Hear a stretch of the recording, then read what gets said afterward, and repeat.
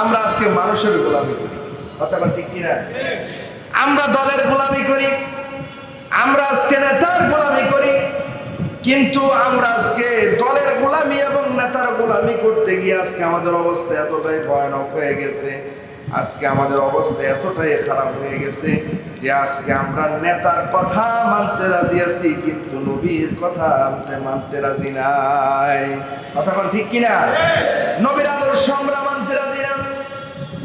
যে নবীর আদর্শ আমাদের জন্য হবে মডেল, যে নবীর আদর্শ হবে আমাদের জন্য উত্তম আদর্শ, ইন্নাকা লাআলা খুলুকিন আযীম, যে নবীর আদর্শ এবং আখলাক চরিত্র সকল নবীর সকল আদর্শ চরিত্র চাইতে বেশি আল্লাহ রাব্বুল আলামিন কোরআন মাজিদে নিজে বলেন, লাকাদ কানা লাকুম ফি রাসূলিল্লাহি উসওয়াতুন হাসানাতুন লিমান কানা ইয়ারজুল্লাহা ওয়াল ইয়াওমাল আখির ওয়া যাকারাল্লাহা কাসীরা।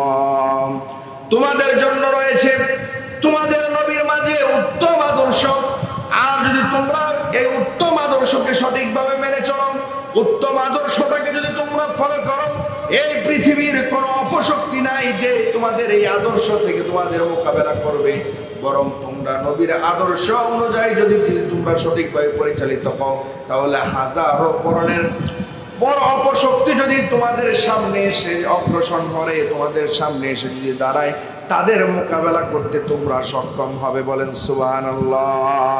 আমরা সেই নবীর আদর্শ মানতে রাজি আছি তো ইনশাআল্লাহ।